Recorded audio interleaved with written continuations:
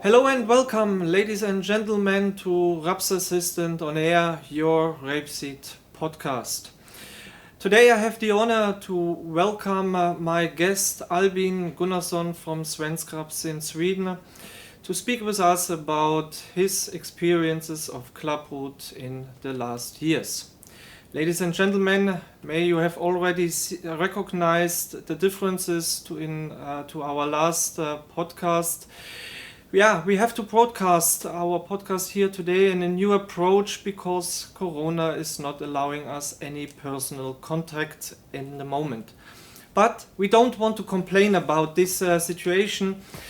Corona is giving us also a chance for more digitalization in our agribusiness. So we follow now these new developments and invite you for an interesting discussion about Clubroot.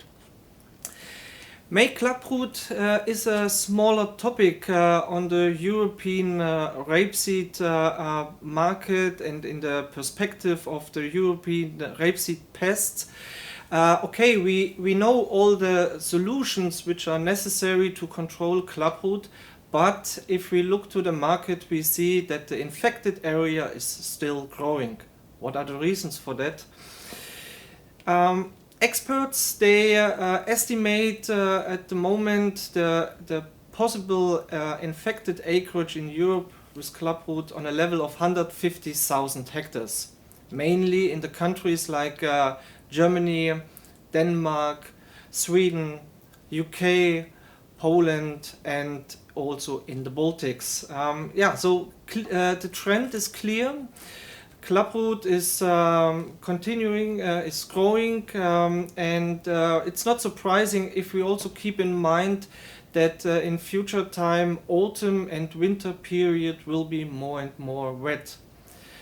Luckily, on the other side, the new generation of Clubroot hybrids like Chrome, Cruiser or Crocodile, they already reached a very high level of yield performance and give us so a very helpful tool for our farmers which are influenced by Clubroot.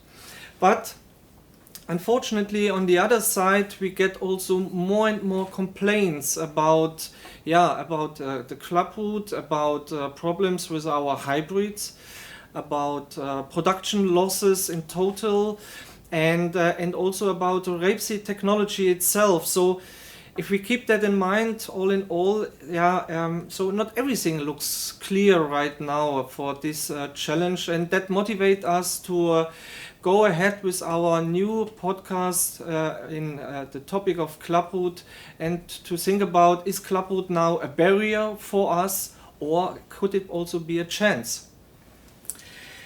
Ladies and gentlemen, luckily I'm not alone here today. Albin Gunnarson from Svensk in Sweden accept our invitation to speak with us today about the Swedish rapeseed market, about Clubroot, the challenges and the Swedish experiences during the last years. So, Albin, welcome to our podcast. How are you doing? Thank you very much, Rene. I'm fine. I'm very happy to be here today, and I'm very happy to tell you about our Swedish experiences. Albin, thanks for supporting us during our new podcast and for your sharing of the experiences which you collect in the last years, and of course for your personal enthusiasm for this lovely crop. Before we will start and discuss about the different aspects of Clubroot, I would like to ask you that you introduce yourself a little bit to the international audience of Rap's Assistant, and it would be also great if you could explain a little bit of what means Svensk Raps and what is your position here in this organization. I grew up here in the county of Östergötland in the middle Sweden. It's a rich farming area with a lot of rapeseed since decades. After university, I started to work as crop advisor, but soon I got into rapeseed since I did my degree project in verticillium. After a few years with Lantmännen and agrochemistry, I went to SFO, Swedish Seed and Oilseed Growers Association. There I'm responsible for crop development, trial and research. SFO and Svensk Raps is the union of the Swedish oilseed growers, and we organize the main part of the 4,000 growers of oilseed rape in Sweden. And we are financed by our members and a levy from the seed they deliver. And these fees and levies we invest in trial and research. If we don't deliver results to the farmers, we wouldn't be here where we are today. But we are an organization with over 100 years of experience producing oilseed rape in Sweden. Thanks for this little introduction. So I think now our audience know a little bit more about your background. I have checked a little bit the data in the last days and looked a little bit into how is it going on in Sweden. The last harvest 2020 I've been delivered around 340,000 tons of rapeseed commodity. If we bring that together with your acreage of more or less 94,000 hectares, we're speaking for Sweden about an average rapeseed yield of 3.5 tons. That is a yield level. I mean, if I have to be honest, that's really good. So, and I know many other European countries would be really happy about such an average yield. But if I followed the last news in the internet, you speak about an average harvest for Sweden 2020. Interesting. I have also checked a little bit more into the database that you were able in the last 20 years to increase your rapeseed production from a level of 80,000 tons up to already mentioned 340,000 tons, so 4 times more. That's a really successful story here in Sweden. I know that you invest quite a lot in your own trials and in your internal research, and I know already from our collaboration that you keep really an eye that you get the most promising material from the European breeders for your market. I'm interested, what were the main challenges during these last 20 years to reach such a high yield level? I've been with SFO and Svensk Raps for 15 years.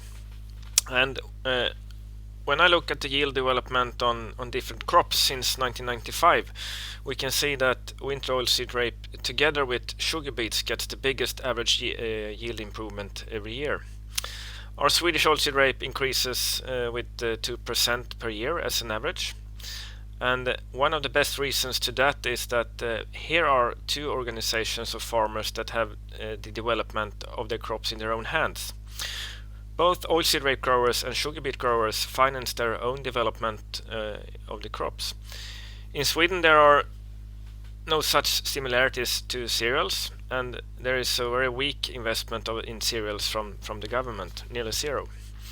Of course you could always say that breeding is behind the yield improvement, but I'm completely convinced that if you don't develop a crop hand in hand with breeding, you can't get out the full benefits from breeding.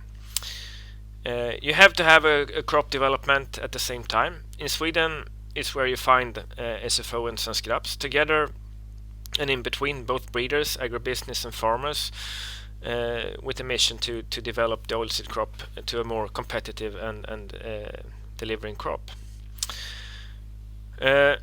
When we saw Clubroot increase for about 10 years ago, we started a new variety trial with resistant varieties. We could do that on sites where we had confirmed soil samples with the heaviest infections we could find in Sweden.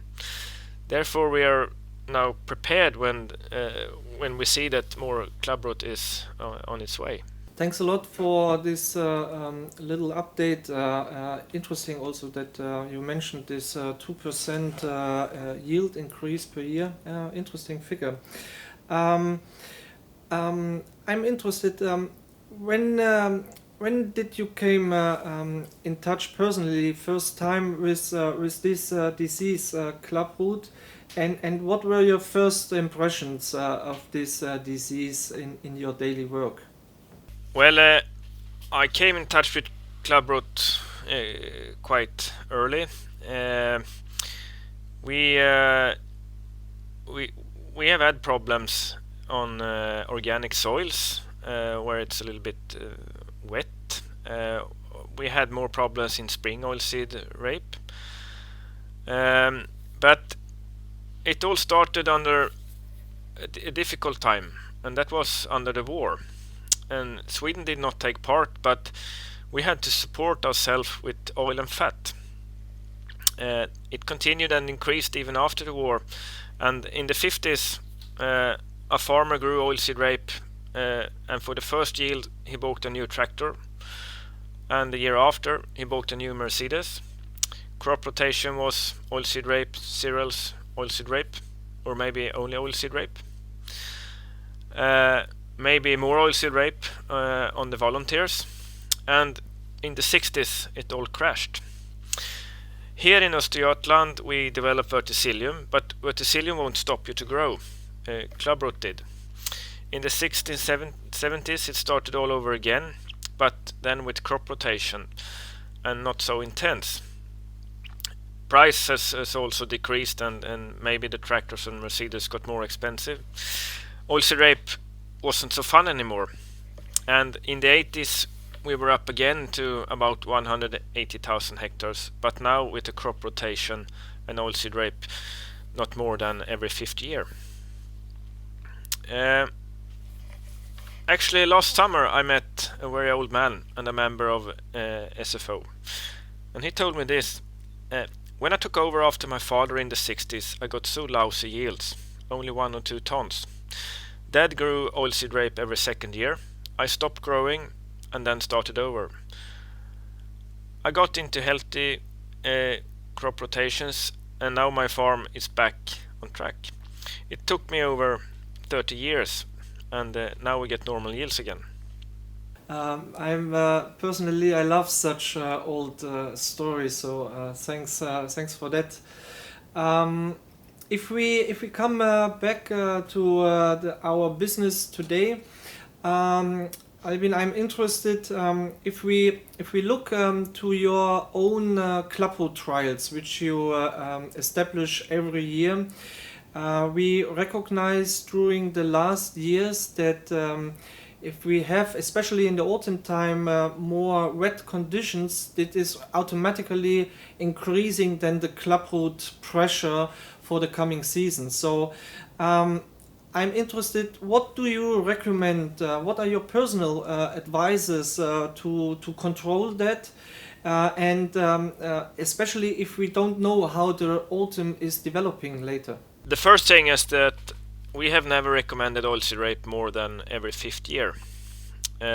Farmers have asked why can't we do as in Germany, with those short crop rotations.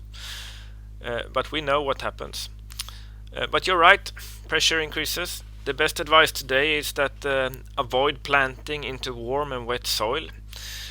If we have had a heavy rain in August, followed by warm weather over 20 degrees, we have perfect infectant conditions.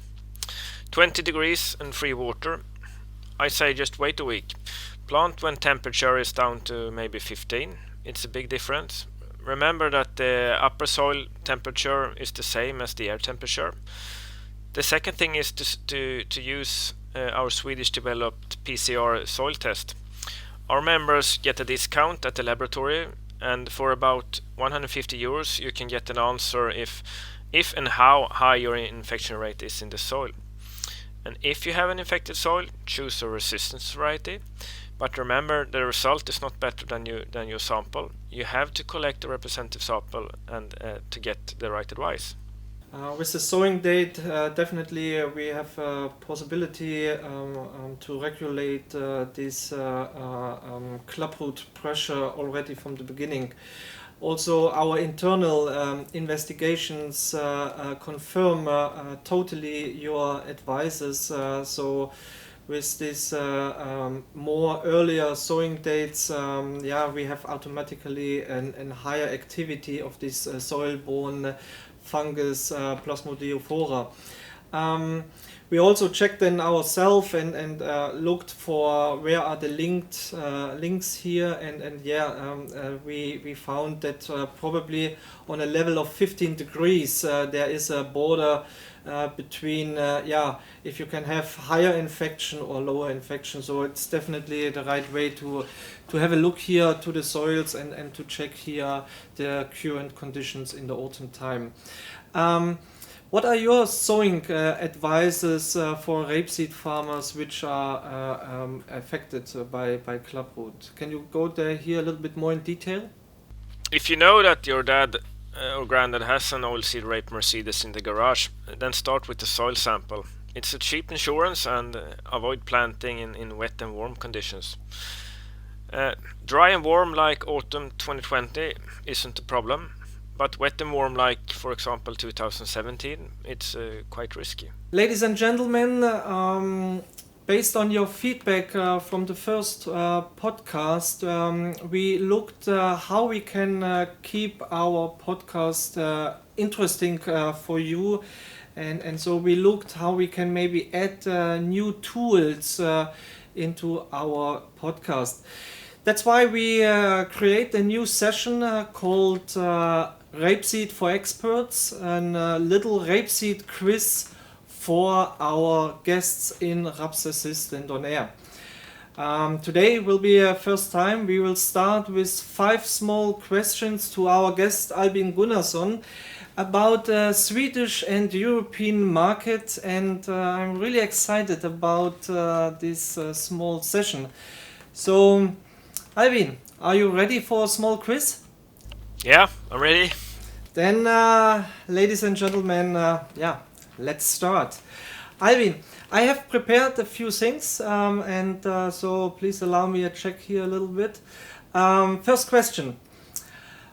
How big is the share of the Swedish rapeseed production on the European production? Do you think more or less than 3%? I think it's less. It might be about 1.52%. Next question.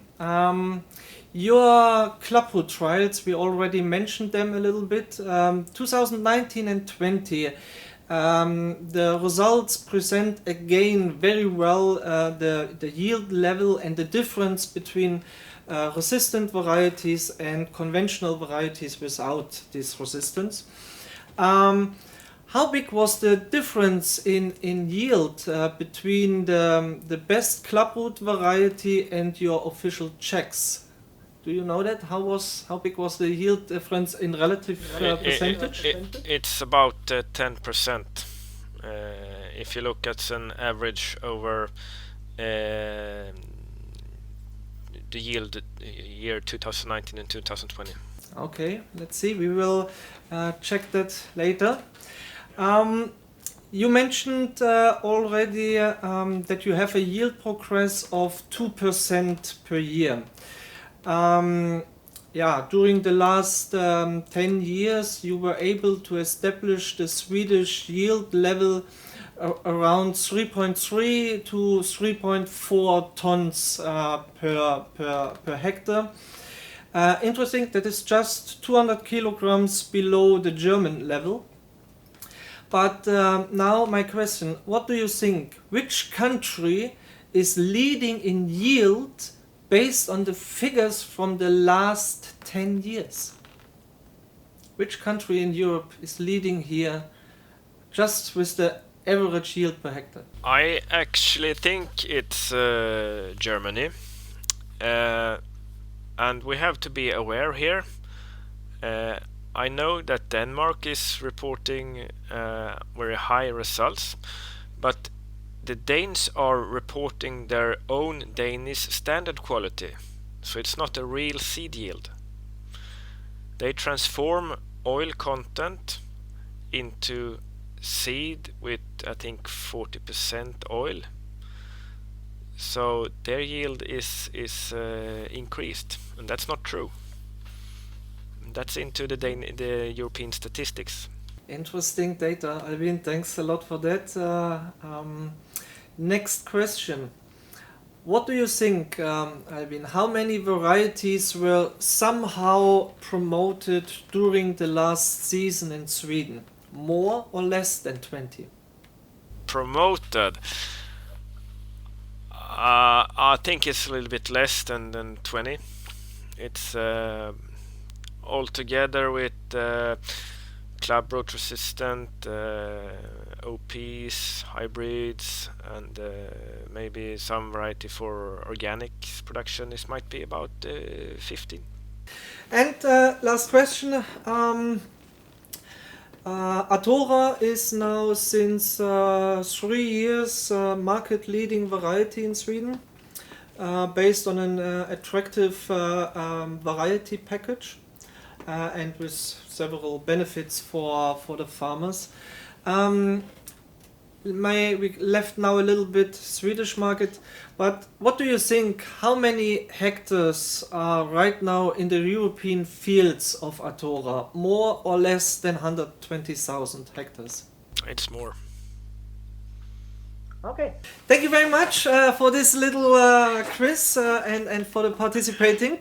I hope you enjoyed that a little bit, and the results will be analyzed afterwards and then published. So, Albin, we have heard now a lot about the Swedish rapeseed market, and definitely a main or a big reason for this success of sustainable growth of your production during the last 20 years was your internal intensive focus of developing this technology in Sweden.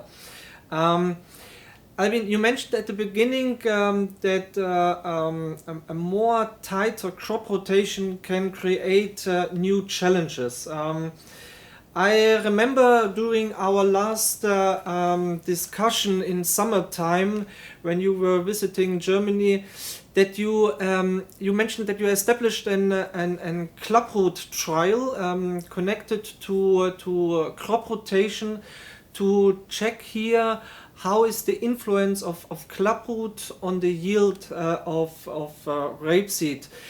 I'm curious. Please share some of your experiences, what you collect during this trial. What did you find out? Well, it all started in 2007. We started a trial to test and stress crop rotation. We started on healthy soils. From 2007, we have grown oilseed rape every second year, every third year, and every sixth year. In 2008, we started trial number 2 with the same design. In 2014, we saw a small decline in yield from every second and every third year of oilseed rape, but no Clubroot. And I decided to go for another crop rotation with the same principle, but just in trial number 2, and that one who started in 2008. In 2018, it was such a drought. We saw some Clubroot on every second rotation, but drought was a much bigger problem. In 2020, everything just crashed. 100% Clubroot infected plants in both every second and every third year. Autumn 2019 was warm and quite wet, so there were conditions for infections. But the interesting thing here is that it took us only 12 years to crash a crop rotation, and we got less than 500 kilos per hectare. Did you expect such experiences? Not really. Of course we knew that sometime it would come. We might thought that we could see it come, maybe just a few plants, but it crashed really quick, and I think it's because these perfect weather conditions in autumn 2019, and yeah, good conditions for infections at planting time, just get it to explode. Maybe we could have had a few more years if autumn 2019 wouldn't have been so perfect for Clubroot infectant. Albin, I know that it was also a little bit your wish to share these experiences with the farmers in Europe to prevent here such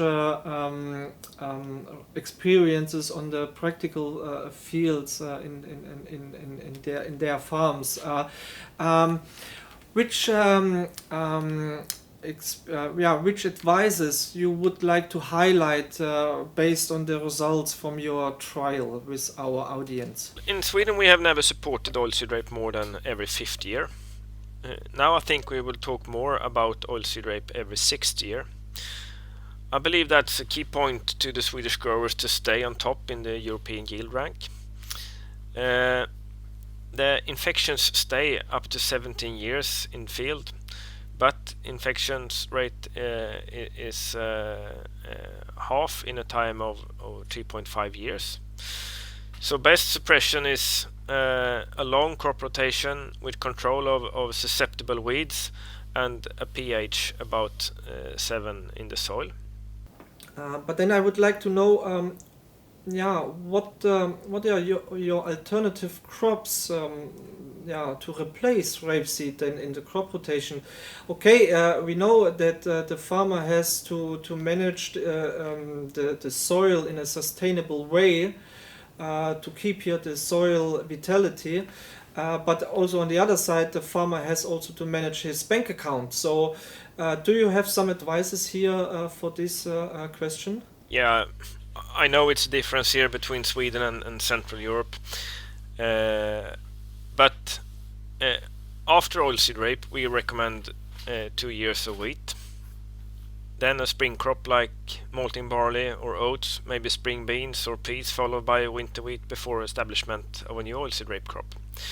This works in Sweden, and maybe because we probably have some winter left, we harvest cereals late, and we don't have a chance to plant winter crops in time. But I've heard farmers from UK to fear growing spring cereals to suppress black cross. The yield loss is very expensive. And now I know we get into land prices as well. But I believe Swedish land price is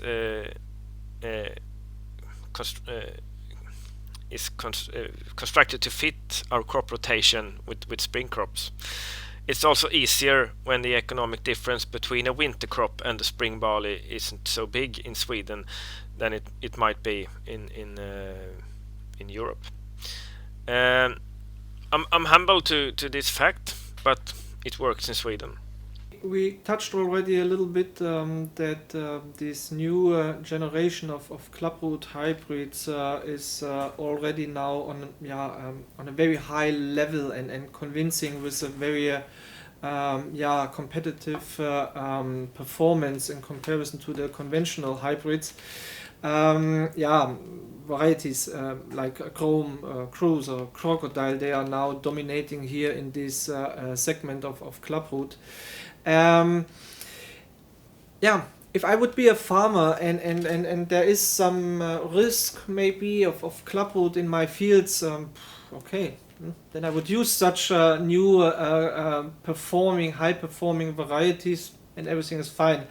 But I know that you and me, we know the situation and the risk of that if the things are going in such a way, then it's very dangerous for our resistance of Clubroot. So such a continuous usage of these Clubroot hybrids, that is not really the way for the long-term perspective.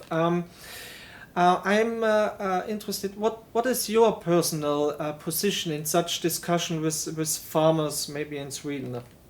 When the gene pool is so weak, and we both know that what happens in Canada when where they use the resistant prevently, like resistance for powdery mildew in barley, my advice is that try to use a soil test invest in a conventional hybrid if you can't find any infection in your soil sample.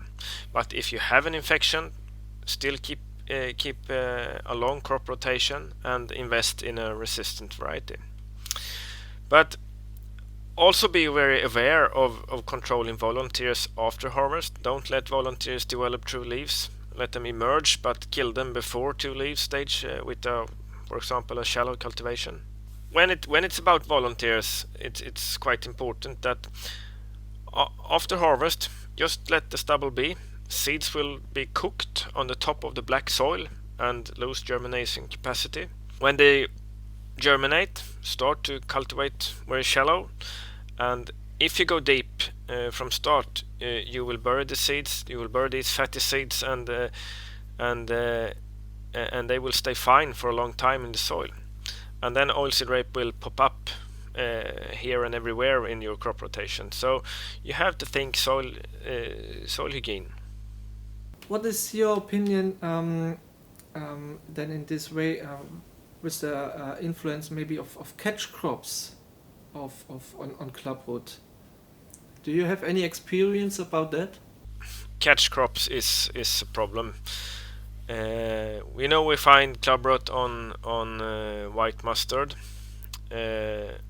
We have to be aware of problems with oil radish. If you want to be a sustainable oilseed rape grower, I'm not too happy to use catch crops with ingredients like mustard or oil radish, or there is also a lot of susceptible weeds. You have to look sharp of the components in your catch crop, because it's difficult. What I can tell you from our perspective is that from these shareholders of Rappool, so DSV and PZ, I can tell you we do also our job here to improve further the alternatives for our farmers. So in the near future we can expect then the first Clubroot resistant varieties together with this new trait turnip yellow virus that will give also a new push in regarding yield and more alternatives, maybe to adapt also a little bit the technology, and also we will come with a new advanced version of this Mendel resistance. So we will be able to give more and a broader protection against Clubroot to our customers. Albin, we are coming more and more to the end of our discussion. Of course, it was really inspiring discussion, no doubt about that, about the different aspects of Clubroot and the challenges of Clubroot all over in Europe. Just one last question from my side to you. We decided at the beginning to call this podcast Clubroot, Barrier or Chance. What do you think? What is your personal opinion about this title? I'm convinced that you get the highest oilseed rape yields with long crop rotations, and there are more problems than Clubroot, and they all have impact on yields, and it's like a puzzle, and you have to think about herbicide resistance, you have to think about black grass, take all or whatever, but a healthy soil is always key to get high yield. We should take care of our cash crop and don't get the same mistakes as our grandfathers did after the war. Thank you very much for your participation on our podcast and for sharing your experiences with our audience. It was really a pleasure from my side to prepare this podcast together with you, and now today to speak with you about Swedish market. We learned a lot about that, your personal advices for Clubroot, and also a little bit, it was very nice that you share your internal activities, what you are doing to increase here the yield level, to keep it high for the Swedish rapeseed farmers. Ladies and gentlemen, that's it here for today. We hope that you could benefit a little bit from our discussion, and hopefully we were able to deliver some new informations for small adjustments on your farms. Albin, some last words from your side? Well, I'm very happy to work with oilseed rape. I think we have a lot of opportunities in the future, and let's hope for a good year 2021. So to everybody, Happy New Year. Ladies and gentlemen, we wish you all a very nice Christmas and a nice time with your family. Let us try together to forget a few days about Corona and to look forward for a new promising year 2021. Stay with us also in the next year. New projects are already running. It will remain exciting, and so we're looking forward to see you also then in 2021. Your Raps assistant.